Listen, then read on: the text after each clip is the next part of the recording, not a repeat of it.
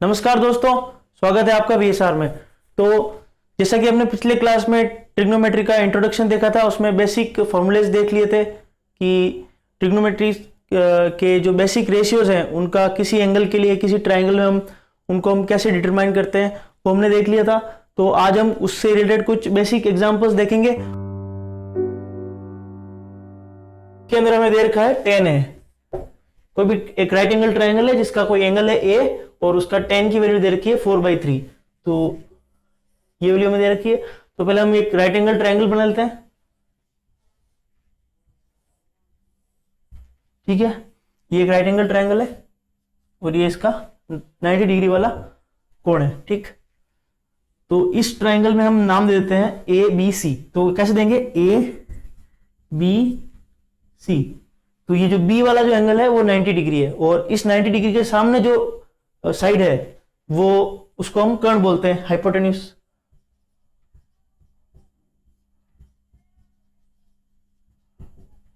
ठीक है, और ये जो पॉइंट A है इसी को हम एंगल A भी बोल देते हैं, एंगल A। ठीक, एंगल एक्चुअली क्या है, एंगल BAC। जो एंगल BAC, तो ये A पर बन रहा है तो इसको हम एंगल BAC बोलते हैं। तो इसको हम शॉर्ट में लिखेंगे A। ठीक,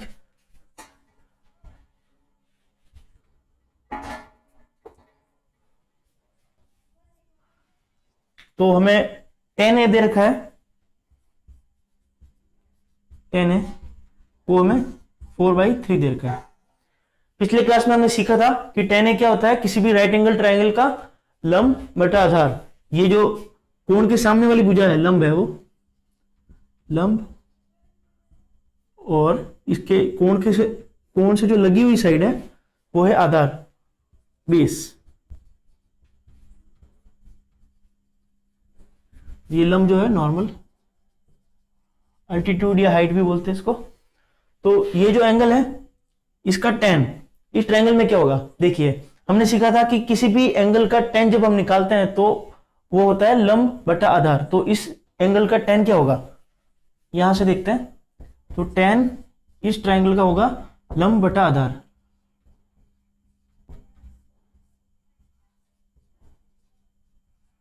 यानी कि लंब क्या है, BC, और आधार क्या है, AB। ठीक है, तो इस ट्रायंगल में tan A की वैल्यू क्या है, BC/AB। ठीक है, तो इन दो भुजाओं का अनुपात क्या है, tan A, जो कि हमें पहले से दे रखा है 4/3 है। तो BC/AB ये क्या देखा है हमें, 4/3। ठीक, तो हम सीधा जो रेशियो दे रखा है उसी को हम साइड मान लेते हैं। ठीक है, तो मान लेते हैं कि BC 4 है, 4 जो भी यूनिट हम यहां पे ले सकते हैं, कोई भी यूनिट हो, और AB यानी कि जो बेस है वो 3 है, तो बेस को हमने 3 ले लिया। तो पाइथागोरस थ्योरम से हम जानते हैं कि जो भी कोई भी राइट एंगल ट्रायंगल होता है तो उसका कर्ण का स्क्वायर उसकी बाकी दो भुजाओं के स्क्वायर्स के योग के बराबर होता है। कैसे, इस ट्रायंगल में आधार का स्क्वायर यानी कि आधार का वर्ग प्लस लंब का वर्ग किसके वर्ग के बराबर होगा, इस कर्ण के वर्ग के बराबर होगा। यह है पाइथागोरस थ्योरम। तो हम इसी थ्योरम का यूज करके इस कर्ण की वैल्यू निकाल सकते हैं। कैसे निकालेंगे, आधार दे रखा है 3 और लंब दे रखा है 4। तो हमें पता है पाइथागोरस थ्योरम से कर्ण का स्क्वायर बराबर लंब का स्क्वायर प्लस आधार का स्क्वायर। तो कर्ण का स्क्वायर क्या हो जाएगा, लंब हमने क्या निकाला 4 यूनिट, तो हम 4 का स्क्वायर लिख देते हैं यहाँ पे, और आधार हमने निकाला 3 यूनिट, तो हम 3 का स्क्वायर लिख देते हैं।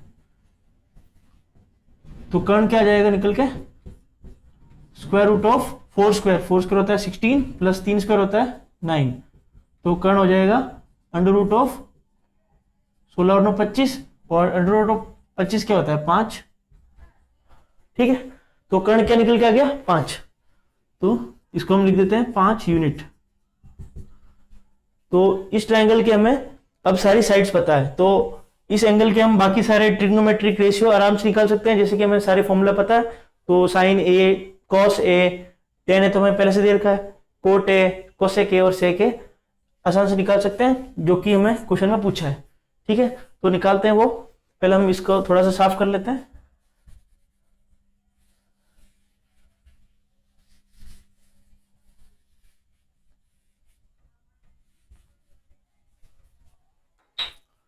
तो ये वाली साइड आ गई थी 3 यूनिट, ये 4 यूनिट और ये 5 यूनिट। ये बताया हमें लंब है, ये आधार है और ये हमें बड़े अच्छे से पता है कर्ण है।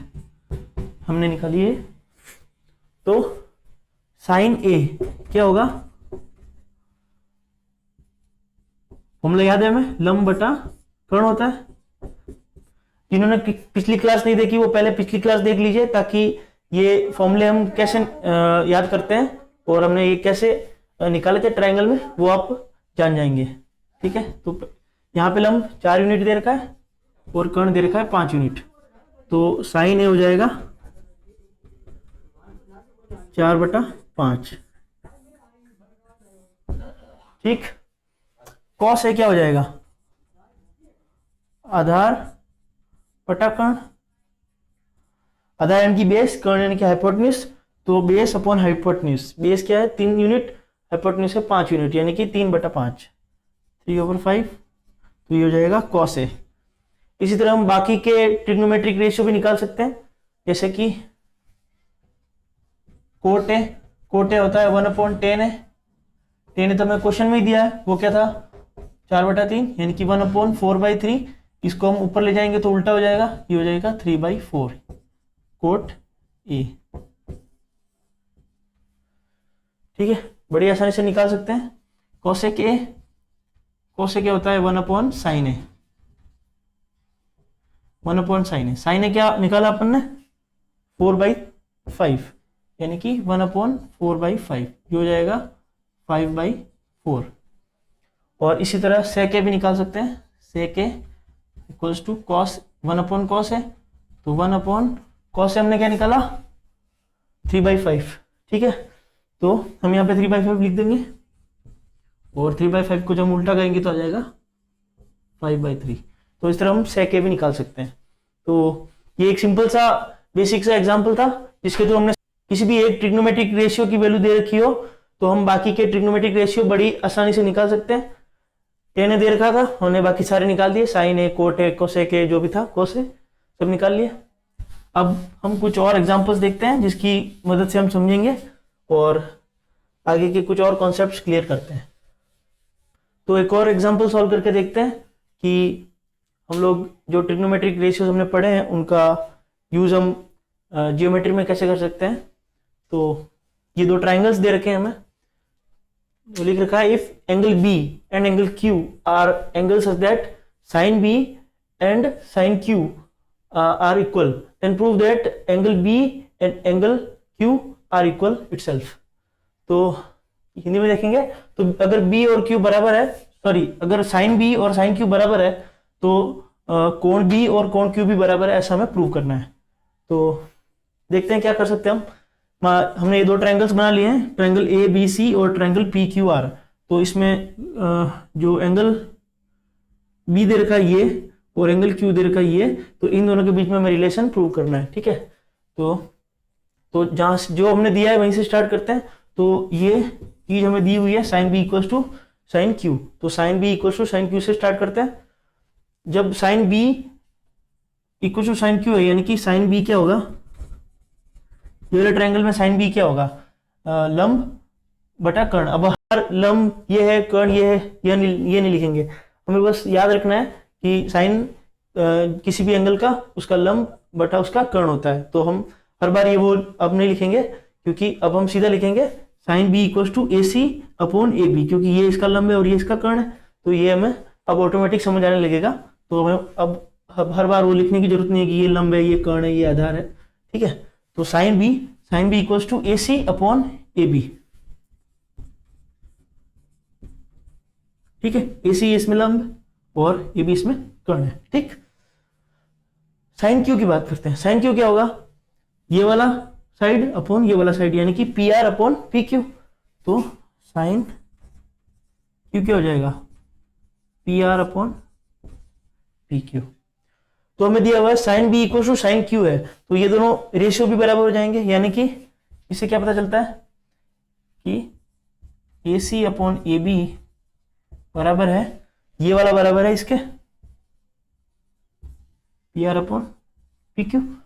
मतलब अगर sine B A C upon A B है, sine Q P R upon P Q है, और साइन बी और साइन क्यू बराबर है, तो ये दोनों आपस में बराबर नहीं हो जाएंगे, तो हम लिख देते हैं कि ये दोनों आपस में बराबर है। इसको कुछ भी एक वैल्यू अज्यूम कर लेते हैं, कोई भी रेशियो, ये जो रेशियो है A C upon A B P R upon P Q, इसको हम अज्यूम कर लेते हैं कि ये तो के है, क्या है, के है। इसको हमने अज्यूम कर लिया के, मतलब मान लिया के है ये, तो ये जो रेशियो है वो के हो गया। क्यों, कौन सा रेशियो, इन दो साइड्स का रेशियो और इन दो साइड्स का रेशियो के है। ठीक, चलो थोड़ा आगे बढ़ते हैं। अब इन दोनों जो ट्राइंगल्स है इसके अंदर हम पाइथागोरस थ्योरम लगाते हैं। तो ये जो चीज हमने ज्ञात की है इसको हम थोड़ा सा साइड में लिख देते हैं यहाँ पे।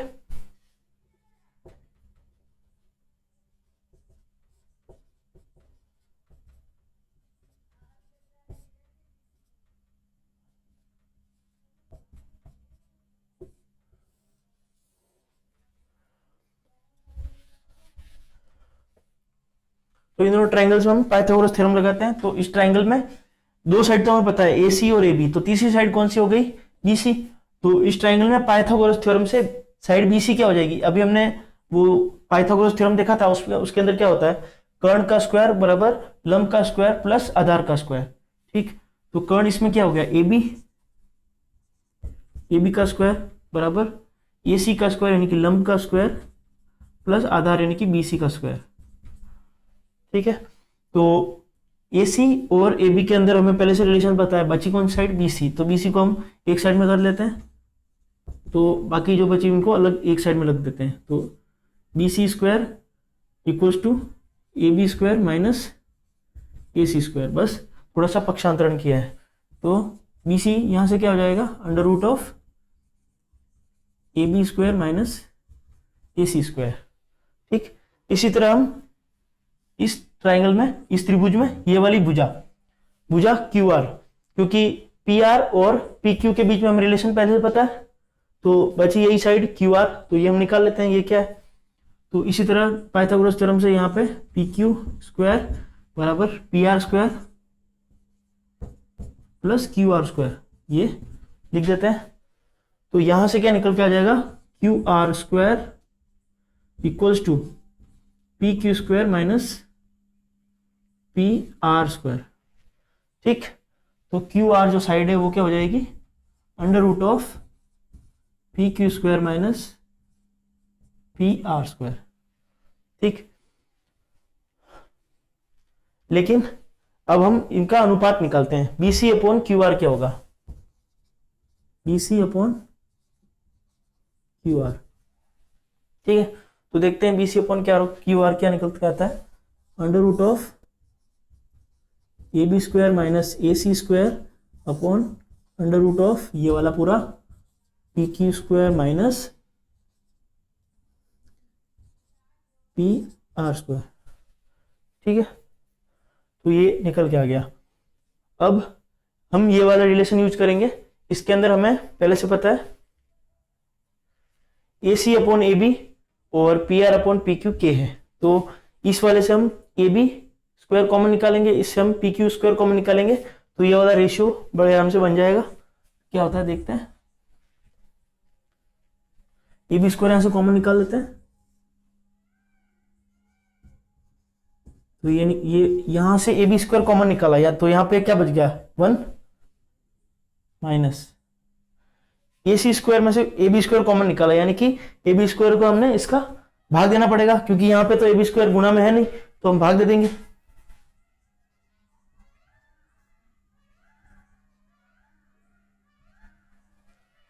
ठीक, और इसी तरह नीचे वाले में भी हम ऐसा ही करेंगे, पी क्यू स्क्वायर को कॉमन लिख देंगे, तो अंदर बच जाएगा 1 minus P R square upon P Q square.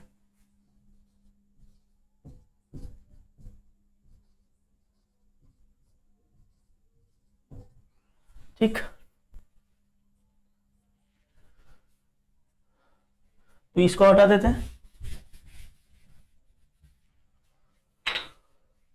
ये वाला जो रेशियो है वो क्या था, BC अपॉन QR, यही था, ये वाली साइड और ये वाली साइड का रेशियो जो कि हमने निकाला था। तो AC अपॉन AB क्या था, K, PR अपॉन PQ क्या है, K, तो ये वाला K वहां पर रख देते हैं। तो BC अपॉन QR क्या बन गया, under root AB square 1 minus K square, ठीक, और नीचे बन गया PQ square 1 minus K square, ठीक। AB और PQ गुणा में है, यानी कि अंडर रूट में ही है, तो ये स्क्वायर से अंडर रूट कैंसिल हो जाएगा इसका, तो क्या बन जाएगा, अंडर रूट ऑफ, अब किसी भी स्क्वायर का हम अंडर रूट लेते हैं तो वो स्क्वायर और अंडर रूट हट जाते हैं आपस में, तो यहाँ ऊपर बचेगा AB और under root of 1 minus K square, और नीचे बचेगा PQ square root of 1 minus K square, ठीक। तो ये आपस में कट जाएगा, square root of 1 minus K square, और इसके भी नीचे square root of 1 minus K square same है, तो ये कट जाएंगे, ठीक है। तो BC अपॉन QR ये क्या हो गया, AB अपॉन PQ। अब यहाँ पे देखिए, अगर हम इसका थोड़ा सा पक्षांतरण करेंगे तो हमें समझ में आएगा कि अगर हम AB को इस साइड में ले जाएंगे और PR को ऐसे ले जाएंगे तो क्या बन जाएगा, AC अपॉन PR बराबर AB बटा PQ बराबर K, ठीक। तो AB अपॉन PQ भी क्या है, K है, यानी कि BC अपॉन QR भी क्या है, K है,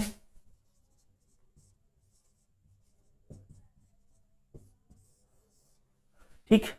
तो AC अपॉन PR K है, AB अपॉन PQ भी K है, और फिर BC अपॉन QR ये भी K है, यानी कि इन दोनों त्रिभुजों की तीनों भुजाएं एक समान अनुपात में है, यानी कि ये दोनों जो ट्राइंगल है ये क्या है, वो है सिमिलर ट्राइंगल्स हैं, यानी समरूप त्रिभुज है, ठीक। तो ये दोनों त्रिभुज क्या है, समरूप त्रिभुज है,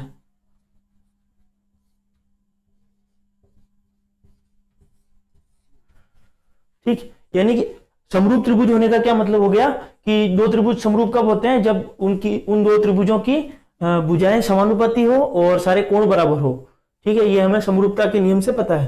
तो इन दो त्रिभुजों को हमने समरूप सिद्ध कर दिया, कैसे, इन दोनों त्रिभुजों की सारी भुजाएं समानुपाती है, कैसे, AC अपॉन PR बराबर K, AB अपॉन PQ ये भी K, और BC अपॉन QR ये भी K, तो ये तीनों भुजाएं समान अनुपात में है, तो ये दोनों त्रिभुज क्या हो गए, समरूप हो गए। तो जब समरूप हो गए तो समरूपता का दूसरा नियम हमें पता है कि जो दो समरूप त्रिभुजों के तीनों कोण बराबर होते हैं, तो जब तीनों कोण बराबर होते हैं तो कोण B और कोण Q भी बराबर होने चाहिए। तो ये हमें सिद्ध करना था कि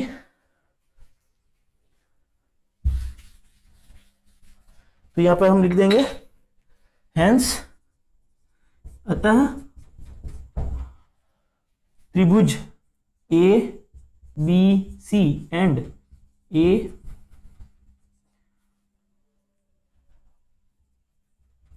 त्रिभुज ABC और त्रिभुज PQR समरूप हैं, यानी कि समरूप होने का मतलब क्या है, इन त्रिभुजों के सारे संगत कोण बराबर है, यानी कि ये वाला कोण इसके बराबर होगा, ये वाला कोण इसके बराबर होगा, और ये वाला कोण इसके बराबर होगा, ठीक है।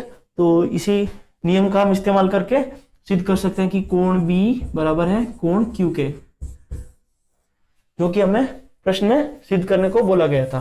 तो हमने थोड़ा सा पाइथागोरस थ्योरम, थोड़ा सा समरूपता के नियम और थोड़ी सी जियोमेट्री लगा के प्रूव कर दिया कि अगर दो कोणों के साइन बराबर है तो वो दोनों कोण भी आपस में बराबर होंगे।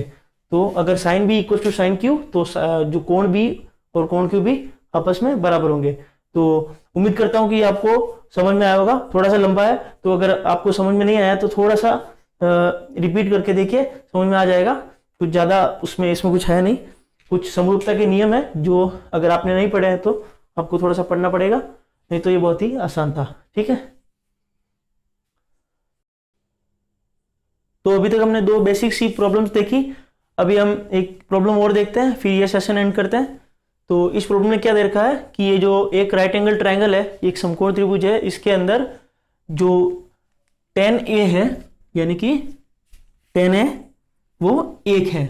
ठीक, और हमें प्रूव करना है 2 sin A cos A equals to 1। ठीक, तो ये हम कैसे प्रूव करेंगे, पहले हमें दे रखा है tan A इक्वल्स टू 1, तो यहीं से शुरुआत करते हैं। तो गिवन क्या है,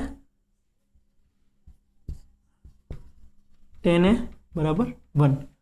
ठीक, तो किसी भी राइट एंगल ट्रायंगल में tan A क्या होता है, उसका लंब बटा आधार, तो ये वाला जो लंब है और ये आधार है। तो ठीक है, तो tan A क्या हो जाएगा, लंब यानी कि BC अपॉन आधार यानी कि AB। तो इसकी वैल्यू दे रखी है 1। तो tan A दे रखा है BC अपॉन AB, तो यहाँ से हम AB को इस तरफ भेज देंगे, तो क्या आ जाएगा, BC बराबर AB, यानी कि 2 भुजाओं का अनुपात 1 है, यानी कि मतलब दोनों भुजाएं बराबर ही है। तो इस त्रिभुज में दोनों भुजाएं बराबर है, यानी कि BC बराबर AB है। तो इस भुजा को हम कुछ भी एक नंबर मान लेते हैं K है। ठीक, तो ये भुजा क्या हो जाएगी, BC बराबर K और AB बराबर भी K। वैसे भी हम tan A बराबर 1 दे रखा है, तो इससे हम समझ सकते हैं कि अगर किसी भी कोण का tan अगर 1 है, यानी कि tan A 1 है, तो A वैसे भी 45 डिग्री हो जाता है। तो अगर ये वाले एंगल 45 डिग्री है, तो ये वाला भी एंगल 45 डिग्री होना चाहिए, क्योंकि तीसरा एंगल 90 डिग्री है। तो ये दोनों एंगल अगर 45 डिग्री है और ये 90 डिग्री है, तो जब किसी भी त्रिभुज में 2 कोण बराबर होते हैं, तो उसकी जो कोणों की जो सामने वाली भुजाएं हैं वो भी बराबर होती है। तो ये दोनों भुजाएं बराबर आ गई इससे K के, जो हमने निकाला भी है। ठीक है, तो ये दोनों भुजाएं जब K है, तो तीसरी भुजा हम पाइथागोरस थ्योरम से बड़ी आसानी से निकाल सकते हैं। कैसे, पाइथागोरस थ्योरम लगा देते हैं, AC स्क्वायर यानी कि कर्ण AC स्क्वायर बराबर हो जाएगा BC स्क्वायर यानी कि आधार स्क्वायर प्लस AB यानी कि लंब स्क्वायर। ठीक, तो BC स्क्वायर यानी K स्क्वायर, BC K निकाला था अपन ने, K अज्यूम किया था, और AB भी K ही है, K स्क्वायर, क्योंकि दोनों साइड्स बराबर है। तो ये आ जाएगा 2K स्क्वायर, क्या AC स्क्वायर। तो यहां से AC निकल जाएगा under root of 2K square, जिसको हम लिख सकते हैं अंडर रूट 2K। ठीक,